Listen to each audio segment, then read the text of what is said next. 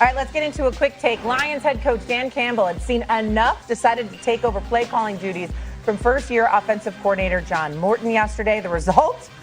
44-22 victory over the Commanders. Stephen A., was this the right move by Mr. Dan Campbell? Well, damn it, it's the right move because Dan Campbell says it's the right move. You know what I'm saying? He's the head coach, and he knows what his team is doing and what it's not doing. I believe in this man. I respect this man. I really, really applaud the culture change that he's instituted in Detroit. It speaks for itself.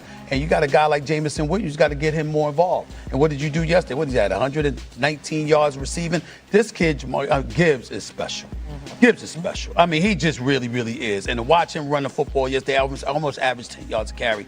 But to point to Cam to make him feel good, because, he in the ATL and stuff, a little bit lonely. To make him feel good, I will say this. We do have to take into account who they were playing. It was the Commanders, okay, whose defense is, and let me say this real quick.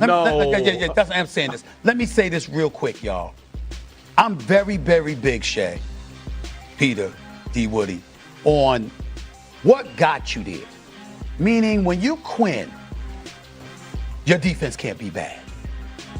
If you're an offensive-minded coach like Sean Payton, your offense can't be. That's who you are. You understand? That's why you are who you are.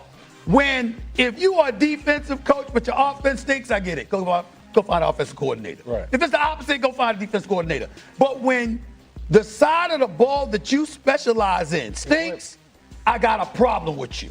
Because that means your strength isn't being maximized. That's my problem. I know Jaden Daniels out. Got it. Yeah, offense going to stink. Get it. But damn, does your defense have to look like that? It looked bad. Really bad. It looked bad. And why is Cam looking like that? What's your problem? No, he said no. Go ahead, Cam. You want to jump in? Why are you disagreeing? That's a fair point, no? I've said it before. Detroit Lions is a team to beat. When you take over and you produce like this, 546 yards of total offense. I'm Captain Obvious here. Dan Campbell, where you been, brother? You should have been calling it since week 1. I mean, doggone. You know what it is, right? I mean, I like what I see, Stephen A. I don't care who they play. They're going to show up and show out because they got young talent. All right. That's an indictment. That's an indictment against your offensive coordinator now. Listen, Ben Johnson, he wouldn't have done that last year. You understand what I'm saying? It's like, listen, Ben Johnson was there. It's like, yo, who you got? You're going to take play call. Let me tell you something right now. You're an offensive coordinator in this league, you're a defensive coordinator, and the head coach takes play calling away from you. That is a very, very, very bad blemish. That is not good. Well, I mean, that's your job. He say, I'm going to do your job for you. I'm going to do your job for you. I mean, Peter, you know this. The week prior against Minnesota, you can't have your best player, Jamal get 9 touches. Like, you can't. J-Mo can't get the ball to J-Mo. You can't do that. All offseason, I said, I think the Lions are going to miss Ben Johnson. And a good source in Detroit texted me and said, it's not Ben Johnson's offense, it's Dan Campbell's. Now we're seeing it. So he took matters into his own hands, and the results, obviously, a 22-point win. Jackson Dart left. Sunday statements. Rex, give me someone who you thought made a Sunday statement yesterday. Dan Campbell. Dan Campbell's the man. I'm not saying that because he kicked the crap out of me. I'm telling you, this guy right here, you see, it looks like he's doing the play calling and things, but he got his dynamic playmakers involved. Jahmyr Gibbs had a monster day, 172 total yards, 3 touchdowns. And guess what? They have another receiver outside of Monroe St. Brown. Who is this? Jameson Williams. By the way, you could slow it up in slow motion. He still looks fast. The guy is maybe the fastest player in the league. And Dan Campbell got his pieces together and said, no, I'm going to go to my explosive playmakers. And it made a huge difference in this game. Welcome back, Detroit Lions. They looked like the Lions we were expecting to see a lot of this year yesterday, D-Wood. Well, what do you know? When you get the ball to your best players, usually good things happen for you. And that's what Dan Campbell did. That's why he took over the play call. Last week, Jahmyr Gibbs was barely on the field.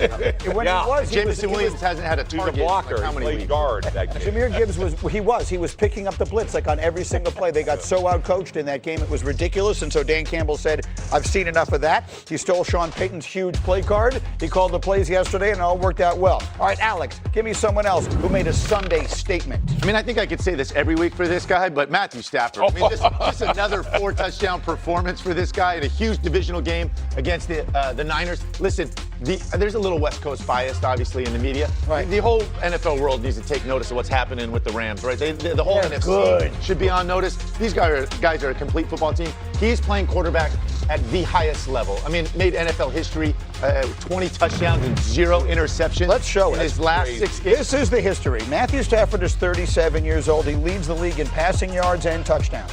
And to your point, in the last 6 games, he has thrown 20 touchdowns and 0 interceptions. He is the only player in NFL history to throw as many as 20 touchdowns with no picks in a 6-game span. It's like it's a video game for him. In watching him, and again, it is precision. I mean, he can still throw the football, maybe better than anybody. And again, he's been in this offense now for quite a while. He's got a lot of contributors. I mean, it's just masterclass. And in the theme of the day, look at the head coach and look at the quarterback and look what the head coach quarterback combination is doing now for the Los Angeles Rams. They are as good as any team in football. And by the way, the Rams and the Seahawks in the NFC West. Woo. That's next week. Yeah. Let's get into that. With my Sunday statement, Shefty, how about the Seattle Seahawks and that defense? They are good. You want to talk about the Rams, the Seattle Seahawks and that defense. I mean, they laid waste to the Arizona Cardinals yesterday. We were talking in the production meeting how literally you went to the bathroom and it was 28-0. Is your stomach feeling better, Alex? It's a 110. That's right. But your point. Yeah, my point is like this Seattle team, for anyone who doesn't watch the Seattle Seahawks, you better start tuning in. This team is for real. They're on top of the NFC West along with the Rams. Yep. And boy, do we have a hell of a matchup. I think it's next week with the Seattle Seahawks and the Rams going head to head. I can't wait to watch that. And Alex, you were making the point this morning. If the road to the Super Bowl winds up going through Seattle, what does that mean? I mean, for folks that have never experienced playing at Seattle, especially if it's a playoff game, I mean, they maybe have the best home field advantage in football. And I'm saying, like, again, no offense. I played in Kansas City. Arrowhead's phenomenal. It is absurd. You can't hear yourself think, right? And again, this defense, when you talk about that defensive front, I mean, that's like pouring gas on a fire. Like, they're even better. I mean, how many false starts do opponent teams have in there on their offensive line? This team, I mean, I don't think they're, like, obviously these two teams on top of this division, I think they're on top of the NFC as a whole. Yeah. Right? Like, the Rams and the Seahawks. I totally agree. And and Rex, you can speak to this as well. That defense, like, it's like Legion of Boom type. Like, they're on that level. They are phenomenal on all 3 levels. And then Mike McDaniel is obviously the guy that's coordinating. Mike McDonald, And the funny thing is, it's that Baltimore Raven defense that went over there, went west, and is absolutely dominating people.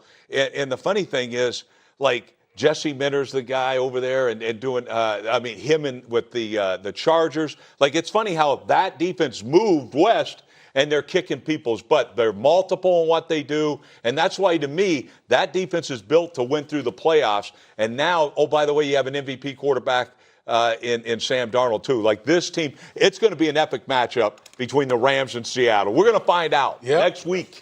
You were making the point of how few passes he had to throw yesterday. I mean, he had Sam Darnold had he's terrific. I'm not trying to knock him at all, but they were so dominant he didn't have to do anything yesterday. No, and I mean, again, he mentioned it. I think he is, in the MVP conversation. I mean, I could have played quarterback for them yesterday, Greeny, and it would have been the exact same score. I threw more passes. I ran the wing T in high school. I threw more passes than this. Sam Darnold yesterday was 10 of 12 for 170. Hold on. What about in the second half?